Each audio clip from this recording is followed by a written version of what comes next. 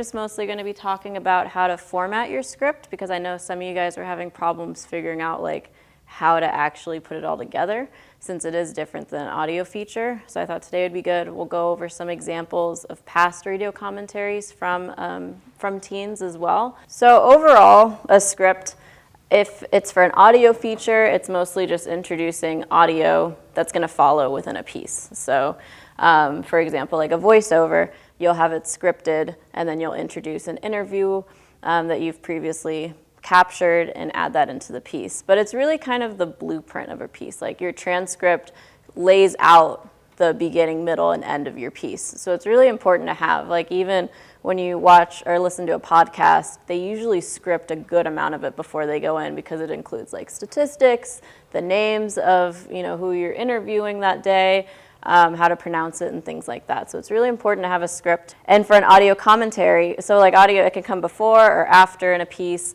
or maybe audio won't come at all. So like for the radio commentaries, it's going to be pretty much your guys' voice the entire time. So like you really need to have a script for that. May include a couple background noises, possibly depending on the angle you want to go with it. But the whole point of the script is it's going to paint a picture for the idea, and for the audio that is, if it's going to come. For example, like an interview, natural sounds, etc.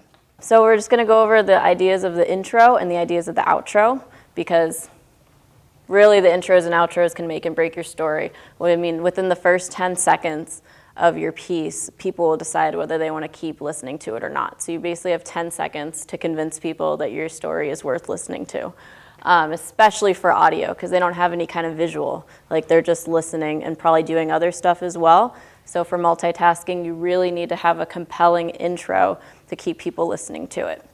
So don't overlook them. They can include a quote, they can include a hook, a statistic, basically everything that your English teachers tell you as well.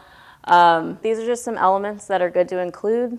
So just remember, kind of like set a scene. People aren't able to see it. You have to let them imagine it through the way that you write your commentary. You can raise a kind of question or a concern. You can play around, maybe play like a weird noise and make people kind of be confused. Introduce a character. So usually the character is going to be yourself, but it could also be like a specific thing. So the other week when we listened to Caden's piece, the character that he included was his ADHD, and then including Adderall. So he brought multiple characters into the scenes. Kind of the same thing as with the intro. Use elements like foreshadowing, suspense, scene changes, things to constantly keep making people want to listen more. Don't just explain your entire piece in the first 3 sentences and then go into details, because they'll feel like they already have the gist of the entire story. Why should they have to keep listening to the other minute and a half of it, Because radio commentaries are hard to write. It's hard to write about yourself, It's kind of like writing a diary entry. So it's nice to just have it kind of laid out, things that you can constantly be including.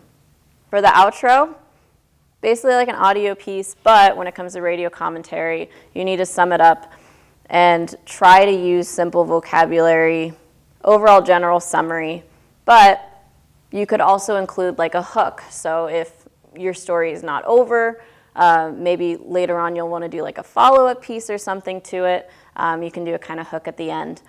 And like we talked about earlier with commentaries as well, is how have you, or the subject, how has it changed since the beginning? Because that's the big element that's needed to be in radio commentaries. How has something changed? Either for the better, sometimes even for the worst, but make sure that's included by the outro.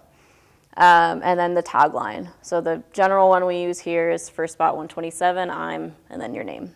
I just included a story I wrote when I was y'all's age. Basically, it's about my mom when she was going through breast cancer and kind of our the struggles that we were having at home with it, and this genetic test that I will have to take. I just put this as an example of a hook. When she was in remission, I ended it with, for her, the hard part is almost over. Her cancer, they had removed the cancer. She has to go to a few more doctor's appointments, therapy appointments. But for me, I just have to wait and see. So I ended up doing a follow-up piece for this, but it's just an example of, a hook that you can have.